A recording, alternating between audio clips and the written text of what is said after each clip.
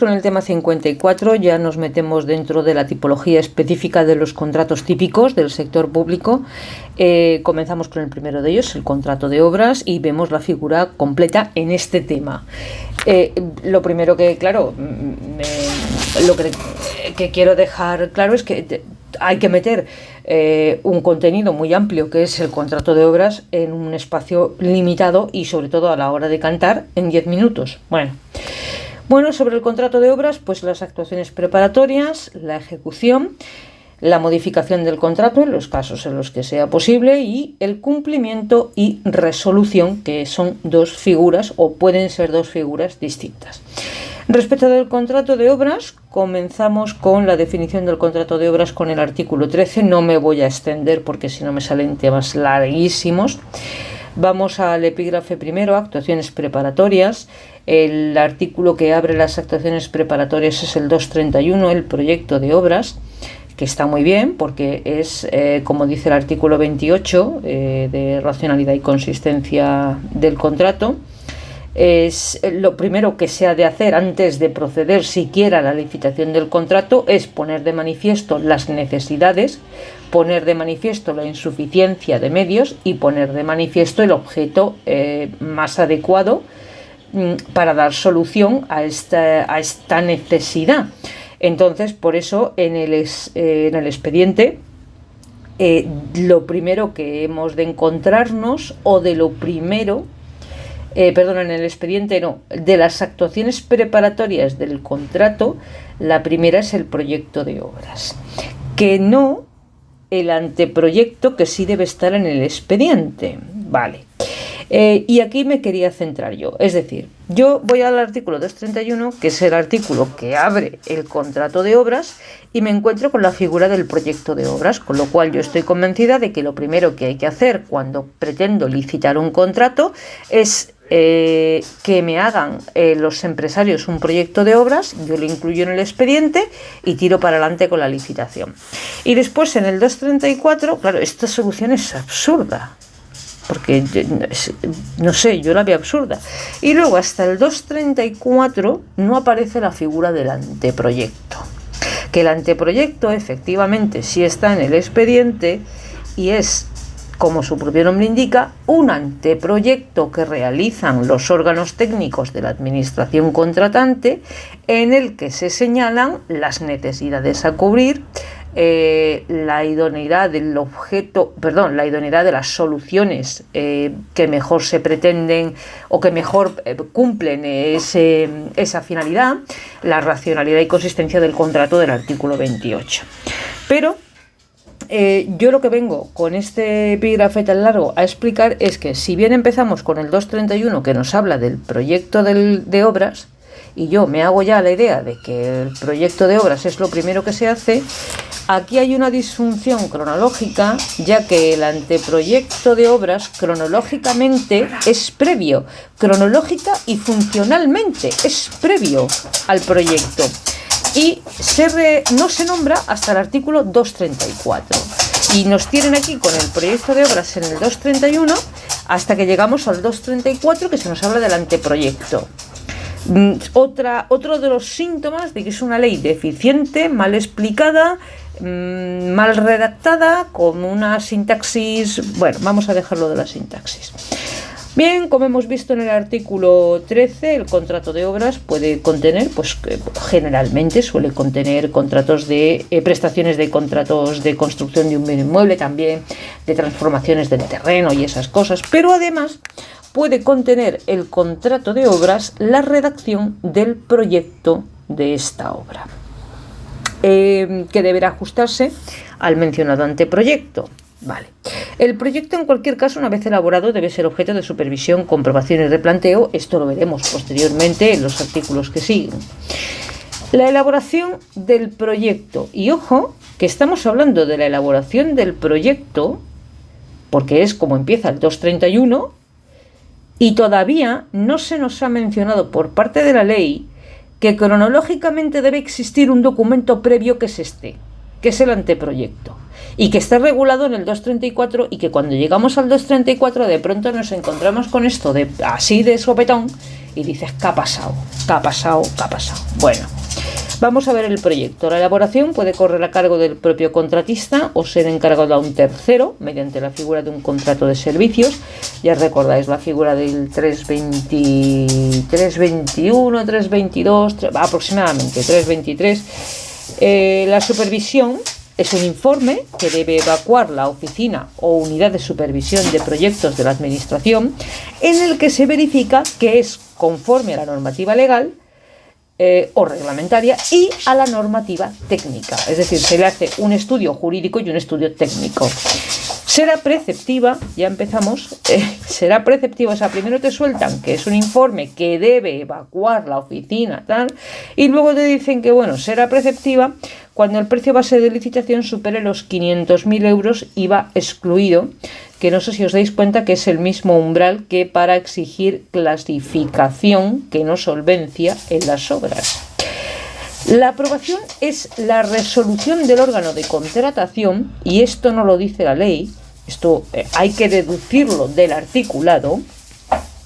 Es la resolución del órgano de contratación por la que se aprueba, es decir, por la que se da conformidad al proyecto presentado por el empresario y supervisado por este órgano técnico de la Administración.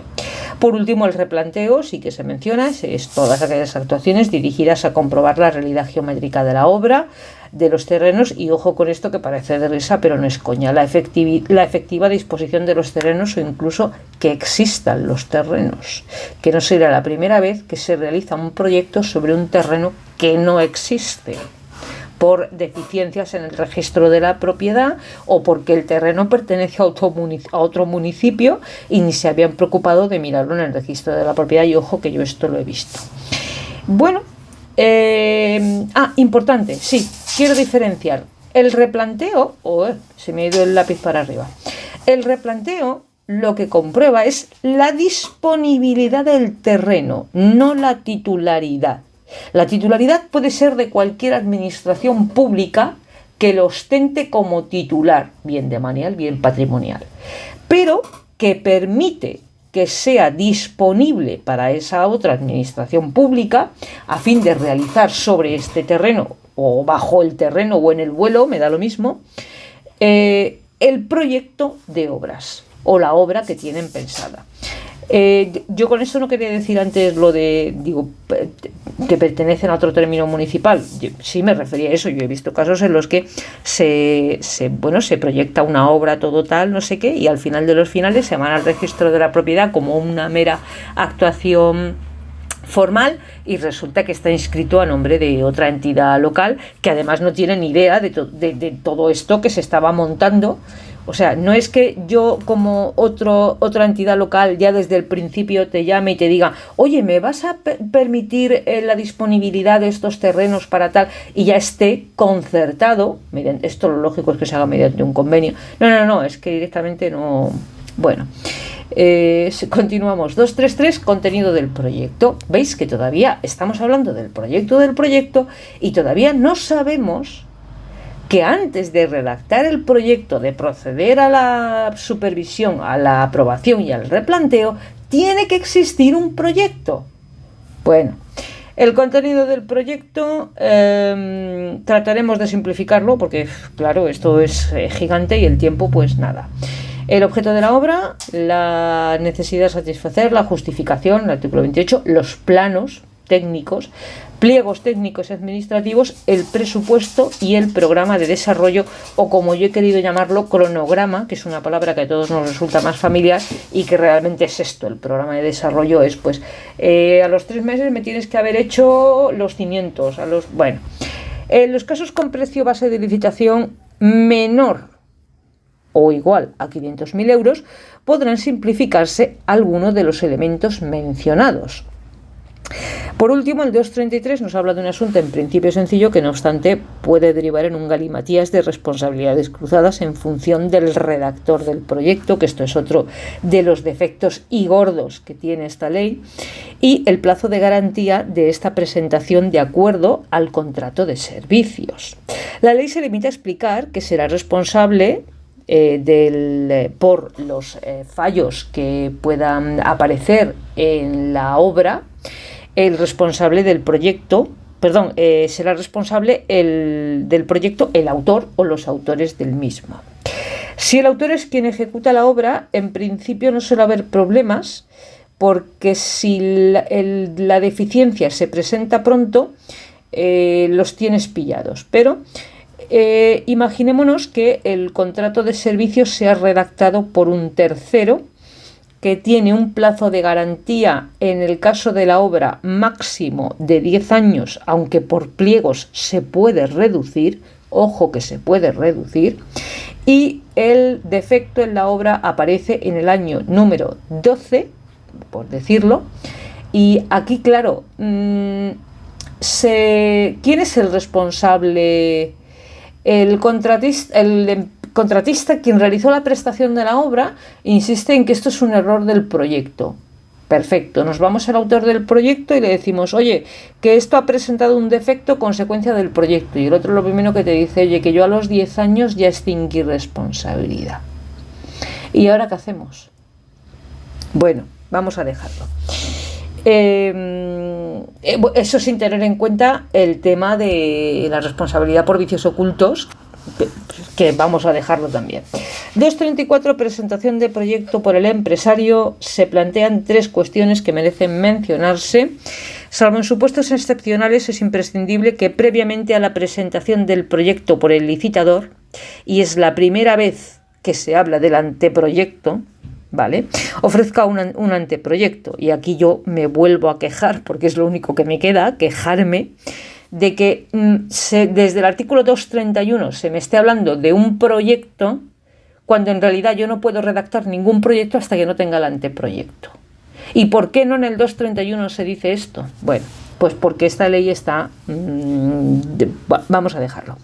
La contratación conjunta del proyecto y obra tendrá carácter excepcional. Debería ser. No sé yo si... Y requerirá justificación. Ya adelantábamos en las líneas precedentes, como la ley de nuevo confusa y con grandes vacíos, sí contempla la posibilidad de que el proyecto lo redacte un tercero mediante un contrato de servicios, y la responsabilidad por el proyecto defectuoso una vez concluida la garantía de este. Ojo, porque recordemos que lo que se contrata mediante la figura del contrato de servicios es un proyecto que tiene un plazo de garantía distinto al del contrato de ejecución de la obra, ¿vale? Y eso ya me despacharé a gusto cuando llegue. Y por último, como tercer aspecto fundamental del 234, si el proyecto presentado contuviese defectos o errores, bueno, pues podrá requerirse al autor para que subsane. Todo esto está muy bien porque estamos en fase de proyecto. Entonces, claro, tú coges el proyecto e incluso en el contrato de servicios de redacción del proyecto, antes de que se haga el acta de entrega del proyecto, se supervisa por el órgano técnico que lo va a recibir y dice, oye, este proyecto no está bien, subsánamelo. Y entonces no hay ningún problema, porque el proyecto se subsana, 314 creo recordar que era, o no se subsana y se resuelve.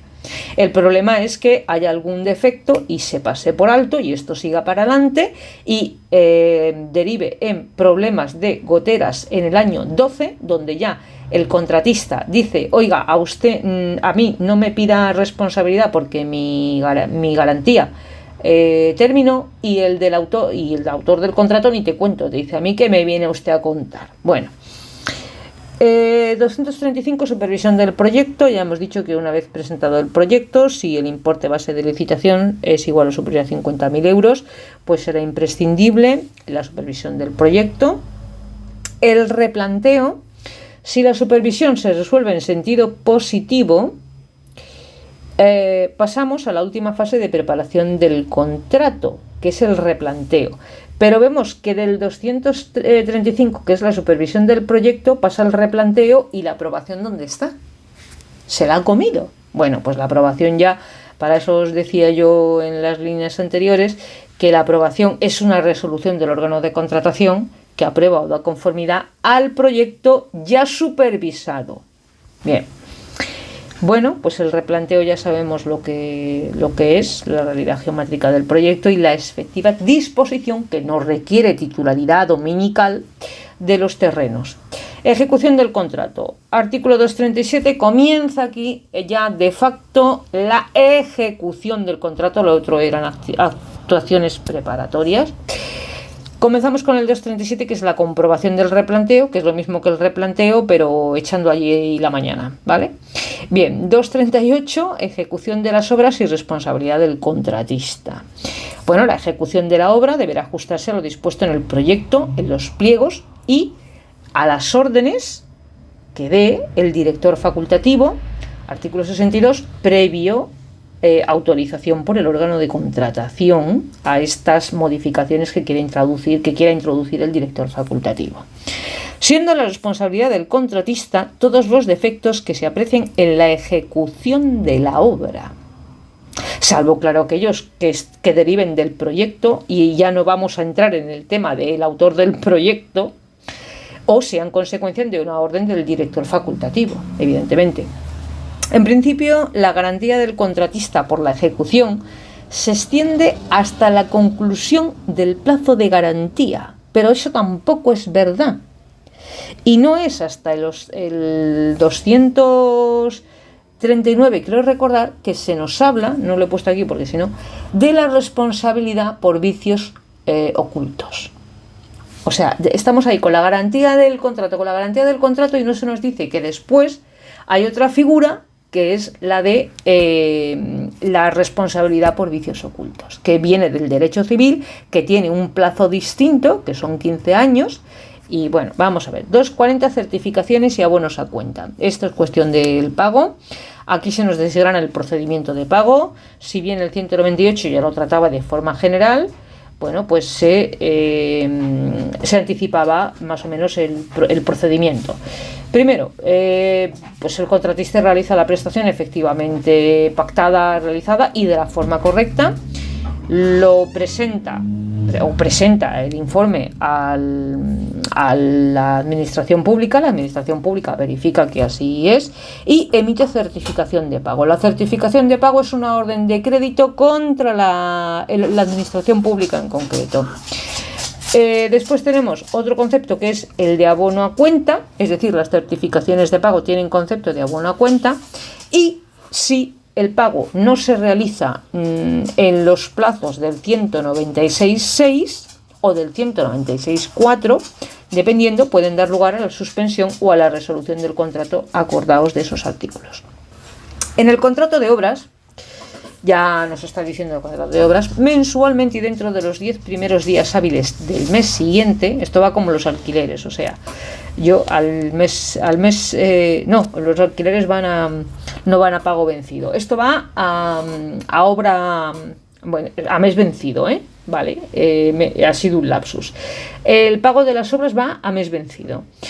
El contrato de obras mensualmente, pues dentro de los 10 primeros días hábiles del mes siguiente, pues ya os digo, se presentará el contratista acreditando la correcta ejecución de las prestaciones tal, y se expide certificado de pago. Esto supone la existencia de un crédito líquido contra la administración contratante, ojo, que deberá abonar en el plazo máximo de 30 días siguientes a la emisión del certificado. ¿Esto se puede retrasar deliberadamente? Podría ser, ¿vale? Con lo cual se retrasaría con lo cual ya incurriríamos en morosidad comercial y ya estaríamos en uno de los supuestos incluso de la disposición primera de la Ley Orgánica 212. Bueno, en fin. Que cada certificación abonada tendrá consideración de pago a cuenta y que la demora en el pago 5 y 6, ¿era 5 y 6 o 4 y 6? Pues ahora mismo no me acuerdo. Yo no sé si era el 4 y el 6 o el 5 y el 6. Suspensión del contrato, 4 meses, resolución, 6 meses. Recordad que ni la suspensión ni la resolución la determina el contratista. El contratista la solicita cuando se dan estas circunstancias, pero quien emite resolución de suspensión o resolución de resolución, valga la redundancia, es la administración contratante. Si lo haces de otra manera, te pueden culpar por incumplimiento de las obligaciones esenciales del contrato. Y no suponen en ningún caso aprobación o recepción de la obra, que requiere, como indica el 243, el acta de recepción. Modificación del contrato, bueno, pues modificación del contrato de obras. Ya sabemos que la modificación del contrato es una prerrogativa de la administración pública, y cuando la administración pública dice esto hay que modificarlo, se modifica con este contratista o con otro. No obstante, se le ponen una serie de límites que yo veo más bien formales y carentes de contenido. Dice que debe ser necesaria por causa de interés general. Esto te lo alega cualquiera a favor o en contra. Que deben tramitarse con los requisitos del proyecto, del 234 y 235. Esto sí es interesante porque deben pasar por todas estas fases, incluso por el replanteo, ya no por la comprobación del replanteo, Y será obligatoria su ejecución. Claro, eso ya lo vengo yo diciendo hace mucho tiempo, por el contratista o por un tercero. Junto con esta información, el artículo 242 se centra en la figura del contrato de obras y nos dice: respecto de la obligatoriedad, serán obligatorias, pero el contratista solo estará obligado a realizar las que sean conformes al artículo 206. Acordaos del 206 que hablaba de un umbral que decía en los previstos en los pliegos hasta un 20% del precio base de licitación, y en los que no estén previstos en los pliegos además no pueden superar el 20% del precio de licitación, con lo cual al final otra vez la ley nos deja como diciendo pues sí es lo mismo, ¿no? Pero yo además en esto menos mal recuerdo que se hablaba de un máximo del 50% y tal. Bueno, cuando la modificación suponga supresión o reducción de unidades de obra, será obligatoria o no, dependiendo de lo antedicho, claro, para el contratista, Para el contratista. Si la administración dice que hay que añadir unidades de obra, se añaden. O otra cosa es que sea el contratista el que lo haga. Y el contratista, eso sí, no tendrá derecho a indemnización. Y cuando la modificación suponga la introducción de unidades de obras, el supuesto contrario, veis la supresión o reducción, aquí se dice que no tendrá derecho a indemnización. Y cuando se trate de la introducción, que en estos casos se supone que el empresario debería estar saltando de alegría porque le van a pagar más, se dice que será obligatoria para el contratista en los supuestos del 206, como ya hemos dicho antes, pero ojo que el precio te lo fija la administración, previa audiencia del contratista. Hasta ahí podíamos llegar. ¿Y por dónde va esto? Previa audiencia del contratista, quien puede en los supuestos del 206 negarse su ejecución. En este caso la administración, claro, dado que el contratista está en su derecho, si cumple las condiciones del 205 de superar el umbral del 20%, decir, conmigo no cuentes y con este precio menos, pues la administración puede contratar paralelamente con un tercero. Es decir, que en ese momento existan dos contratos paralelos, que haya uno que es el contratista principal que esté realizando unas prestaciones y haya otro contratista de manera secundaria que esté realizando otras, o directamente resolver el contrato del contratista principal, pero esto al menos, ya es que sería muy descarado, por culpa imputable a la administración, lo que conllevará con carácter general indemnización por daños y perjuicios. Cumplimiento y resolución. Bueno, pues el cumplimiento de obras difiere de las normas generales, entre otros aspectos, pues respecto de la garantía, de la existencia de proyectos independientes, la liquidación y la responsabilidad por vicios ocultos. Me equivoqué de artículo, de número, la responsabilidad por vicios ocultos viene ahora. Vamos a ver la recepción y plazo de garantía. Bueno, pues una vez terminada la obra de facto, ya os recordad que os lo expliqué, en el plazo máximo de un mes, Deberá personarse la obra, bueno, pues ya sabéis, el interventor para hacer la comprobación material de la inversión, el representante del contratista, el representante de la administración pública y el director facultativo, si es pertinente, acompañados todos ellos por expertos en la materia, y se procede al levantamiento del acta de recepción si la obra ha sido ejecutada de forma correcta, a satisfacción de la administración y en el tiempo pactado.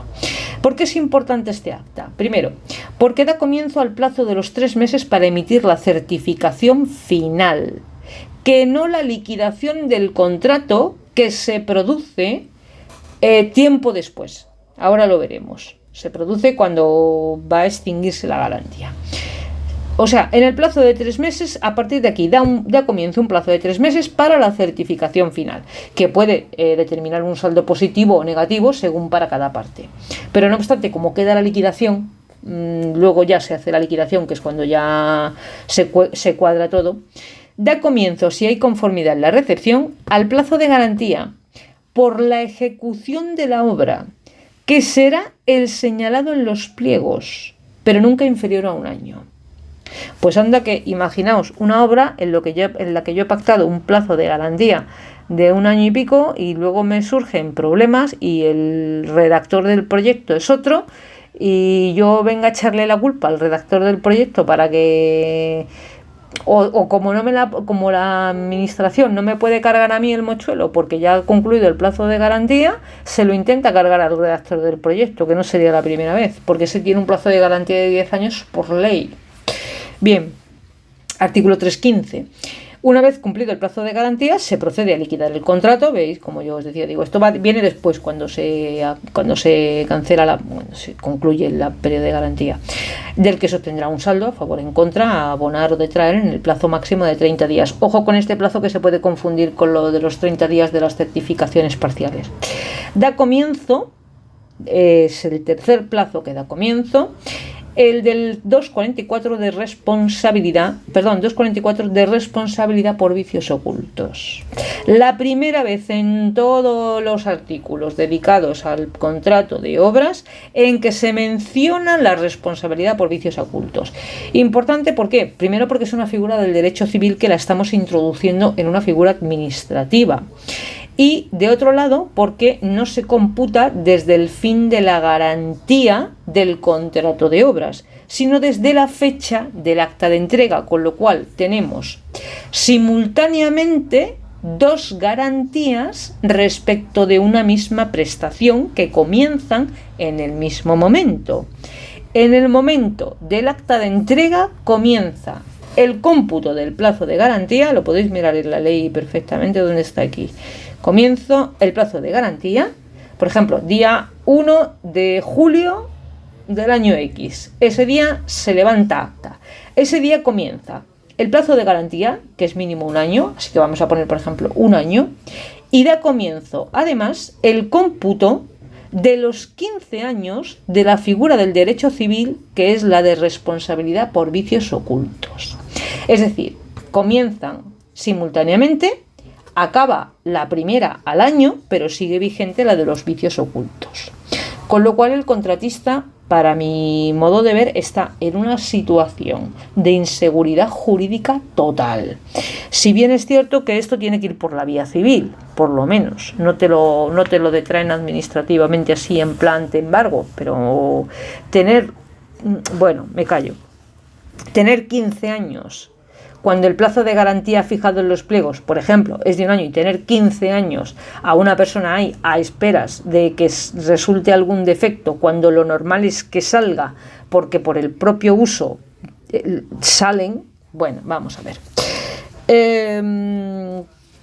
Esto es durante el plazo de garantía, se simultánea. Si lo que hay es una recepción parcial, porque la obra se ha definido por proyectos independientes, cosa que es completamente legal, bueno, pues comenzarán a computarse los plazos de esa entrega parcial. Si se acuerda la ocupación antes del levantamiento del acta, que pudiera ser por prisas. Yo lo he visto, en un centro comercial, que había prisas para inaugurarlo el día 8 de diciembre, por lo que ya sabéis que eso suponía para las ventas y tal. Y se inauguró, se ocupó de facto antes del levantamiento del acta de entrega. Bueno, no os voy a contar, pero no habían pasado 15 días y las losas de exteriores, las del centro comercial, pero las exteriores, que también formaban parte de la obra, estaban todas levantadas. O sea, levantadas es que corrieron a prisa y corriendo para abrirlo el día 8 y estaban levantadas y estaba el suelo en cemento. Bueno, bestial. Será la fecha de ocupación de facto en el caso de esto, de que se realiza la ocupación antes del acta de entrega, porque doy por hecho que si el interventor o el director de obra ve que las losas de la calle que forma parte de la obra, porque había que había que solar, que poner esas losetas, si eso lo ven, no hay no firman el acta de entrega. O sea, hasta ahí llego yo. Yo me imagino, claro, y así fue, porque no se hizo, porque se hizo ocupación de facto antes del acta de entrega. Si se ve que las losetas se están levantando, no se firma el acta de entrega, pero como había prisa, pues había prisa.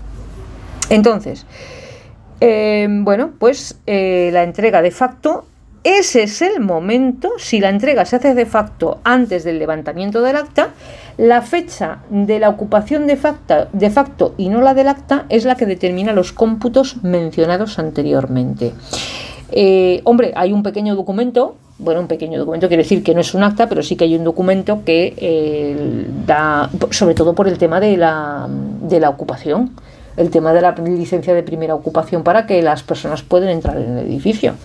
Ya os digo, esto era un centro comercial, pues imaginaos, como va a haberse roto un cristal o algo, yo qué sé, o una pasadiza o unas escaleras y va a haberse caído por allí la gente.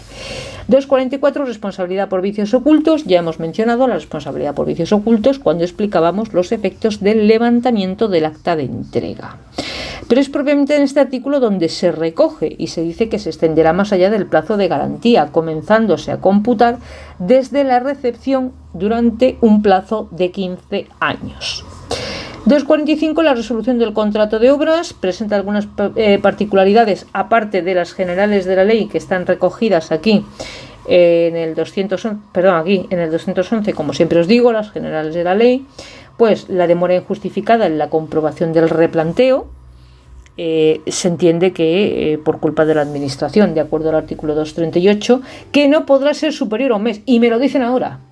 O sea, en vez de decírmelo en el artículo, ¿cuándo fue qué número tiene? El de la comprobación del replanteo. Es que yo por los números, la comprobación del replanteo es el 238 y aquí no me dicen nada de cuál es el plazo para llevar a cabo la comprobación del replanteo.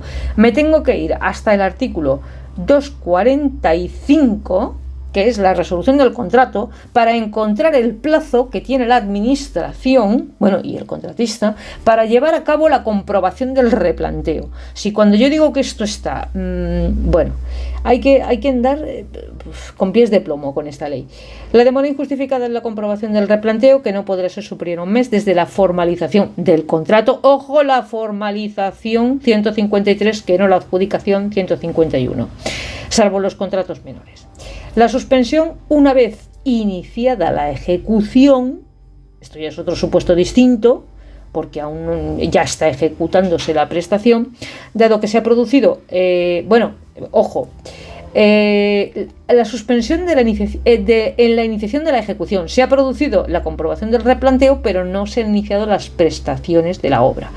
Entendemos que por demora en el inicio de la ejecución material por culpa del contratista, podría ser un caso, o generalmente imputable a la administración por una demora en la puesta a disposición del contratista de determinados bienes que se comprometió a aportar. Esto sabéis de qué va, y si no lo miráis, por ejemplo, en determinados terrenos de dominio público, para ocuparlos momentáneamente para depositar en las obras o para poder que accedan los camiones de obras, etcétera, etcétera. y se les deja que, bueno, pues hay un trozo de acera que no se permite al uso público, porque, bueno, pues estas cosas. O si le va a facilitar, yo que sé, hormigoneras, no lo sé. Bien, la suspensión una vez comenzada, el otro supuesto, aquí tenemos la suspensión en la iniciación de la ejecución, o sea, antes de iniciar la ejecución. Vale. Y ahora tenemos la suspensión una vez iniciada la ejecución. Si es por un plazo de 8 meses, por culpa imputable a la administración, pues lo que ocurre es que no obstante, siempre lo digo, el contratista aquí ni puede resolver ni nada, tiene que acudir al órgano de contratación, a la administración pública, a ponerle de manifiesto este hecho. Recordemos que la resolución de un contrato por culpa imputable en la administración cuando se demora el pago es de 6 meses. Pero en este supuesto no se está diciendo que la resolución, la suspensión sea porque no hay, o la resolución, la suspensión. Y se dice que hay resolución cuando el pago es superior a 6 meses y hay suspensión cuando el pago es igual o superior a 4 meses. Aquí no se está diciendo que sea por falta de pago. Se está diciendo que hay una suspensión una vez comenzada la ejecución de la prestación por causa imputable a la administración. No tiene que ser el pago, puede ser otra cosa, yo que sé, cualquier cosa. De lo contrario no sería preciso llegar. Y luego, por último, el desistimiento, generalmente del contratista. Del contratista, porque la de la administración tiene sus limitaciones, La administración puede desistir, pero está muy limitada. Y el 246, efectos de la resolución, pues claro, esto depende un poco de cuál haya sido la causa de resolución. Lo que sí sabemos es que una vez que se resuelve el contrato, este entra en liquidación y tenemos que hacer lo que veíamos en la figura anterior de cuando se extinguía la garantía, pues ver un saldo positivo o negativo y bueno, pues ver a ver qué pasa. Bueno, si la causa es la demora en la comprobación del replanteo, pues si diera lugar a la resolución, lo que quiere decir que no en todos los casos de demora en la comprobación del replanteo se da la resolución, entendemos porque el contratista tiene paciencia, la indemnización al contratista llegará a un máximo del 2% del precio de adjudicación. Ya ves tú, solo el mantenimiento de la garantía le cuesta más. Bueno, y los contratos de obra y los contratos laborales. Segundo supuesto, pues que el desistimiento o la suspensión se produzca antes de comenzar la ejecución. Ojo, fijaos con esto, desistimiento o suspensión, porque en el artículo anterior teníamos la suspensión en la iniciación de la ejecución. Nos estaba hablando del desistimiento. O sea que tenedlo, que no pasa nada. Quiere decir que lo tengáis en cuenta para que no caigáis en el error de, en este artículo de la resolución, decir la suspensión o desistimiento, tal, no. El desistimiento solo lo hablamos en este artículo, en el 246. Desistimiento o suspensión antes de comenzar la ejecución, pues indemnizamos al contratista con un 3% del precio de adjudicación. Lo dicho, esto no da ni papipas. Y el desistimiento o suspensión una vez ya comenzada la ejecución, y ojo con esto que trae tarea, la única indemnización que se le da al contratista es de un 6% de lo dejado de realizar en concepto de beneficio industrial. O sea, las indemnizaciones por despido te las comes, las cancelaciones de garantía te las comes, el material que tienes que cancelarlo, todo lo que son maquinarias que tienes que cancelar los contratos con anterioridad y las indemnizaciones que tienes que pagar te las comes. Ellos te dan un 6% de lo dejado de realizar en concepto de beneficio industrial y se quedan tan anchos. Bueno, pues aquí tenéis el esquema. Y lo siento, pero no he podido cumplir mi promesa de ser más breve, porque a mí la ley de contratos me pone muy nerviosa, porque es una ley hecha, parece que a cachos, luego los han juntado, parece que cada artículo lo ha hecho una persona distinta, que no ha mirado el artículo anterior, que además no tiene en cuenta factores, en fin, voy a lo que voy. Primero de los epígrafes, actuaciones preparatorias, pues aquí las tenéis. El contenido del proyecto, lo justito. Después la presentación del proyecto, el 234, la supervisión, también en el 234. Una vez aprobado el 234, pues pasa la supervisión 235 y luego la comprobación del replanteo, que es del 237. El replanteo no lo he puesto porque si no es que se va el tiempo. La ejecución del contrato comienza con la comprobación del replanteo, un mes. Acordaos de lo que os decía, digo, y me entero ahora en el artículo 240 y tantos. O sea, cuando esta figura aparece en el 237, me entero en el 240 y tantos que el plazo para comprobar el replanteo es de un mes. Ojo con la ley que se las trae.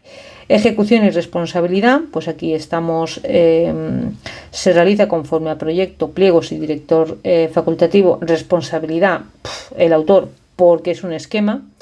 Certificación de pago es de expedición mensual, existencia de un crédito líquido contra la administración, el pago de un mes y tiene concepto de pago a cuenta.